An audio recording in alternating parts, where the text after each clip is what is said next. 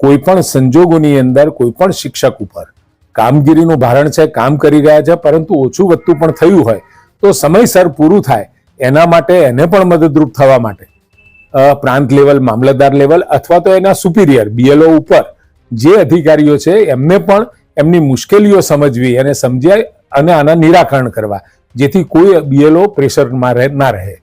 BLO ને પડતી સમસ્યાઓ પર કેબિનેટ મંત્રીનું મોટું નિવેદન જે છે તે અત્યારે સામે આવી રહ્યું છે. કોઈ પણ BLO પર પ્રેશર ન આવવો જોઈએ તેવી વાત ઋષિકેશ પટેલે કરી છે.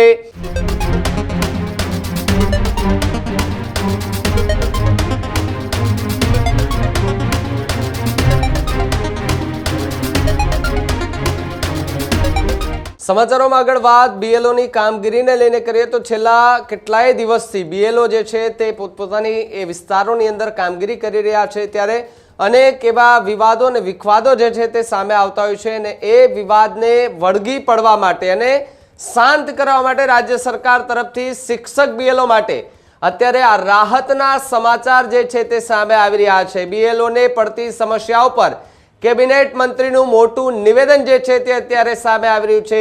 શિક્ષક BLO પર વધતા ભારને ઘટાડવા રાજ્ય સરકારનો પૂરો પ્રયાસ જોવા મળી રહ્યો છે.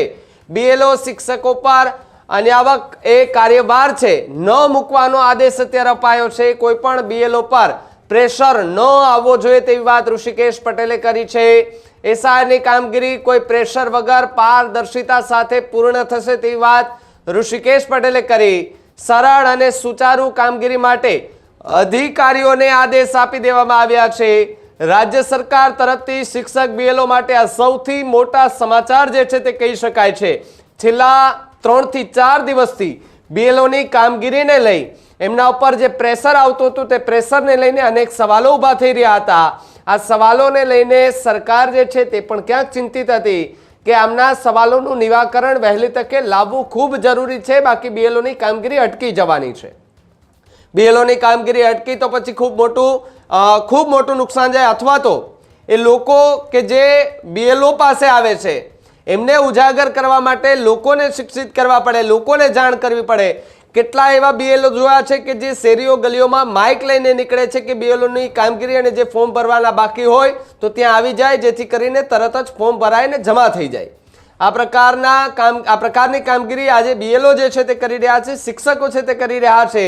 એમની ઉપર વધારાનું ભારણ, વધારાનું પ્રેશર જે છે તે આપવામાં આવે છે, તે ન આપવામાં આવે તેવી વાત મંત્રી ઋષિકેશ પટેલ છે તેના દ્વારા કરવામાં આવી છે. ત્યારે શું નિવેદન આપ્યું મંત્રી ઋષિકેશ પટેલે આ BLO ની વાતને લઈને, આવો એમને સાંભળીએ.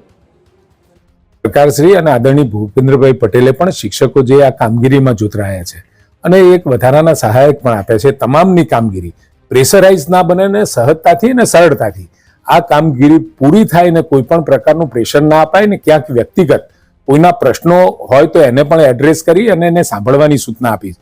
ખૂબ સંવેદનશીલતાથી જે શિક્ષકો છે એ ભારતનું ભવિષ્ય ઘડી રહ્યા હોય અને હવે લોકશાહીનું ભવિષ્ય પણ આ મતદાર યાદી સુધારણાના કાર્યક્રમથી મજબૂત કરી રહ્યા હોય, એટલે એમને વધુમાં વધુ સહાયક બનવા માટે સરકારે આદરણીય ભૂપેન્દ્રભાઈએ સૂચનાઓ પણ આપી છે કે કોઈ પણ સંજોગોની અંદર કોઈ પણ શિક્ષક ઉપર કામગીરીનું ભારણ છે, કામ કરી રહ્યા છે, પરંતુ ઓછું વધતું પણ થયું હોય તો સમયસર પૂરું થાય એના માટે એને પણ મદદરૂપ થવા માટે પ્રાંત લેવલ, મામલતદાર લેવલ અથવા તો એના સુપિરિયર BLO ઉપર જે અધિકારીઓ છે એમને પણ એમની મુશ્કેલીઓ સમજવી અને સમજાય અને આના નિરાકરણ કરવા, જેથી કોઈ BLO પ્રેશરમાં ના રહે.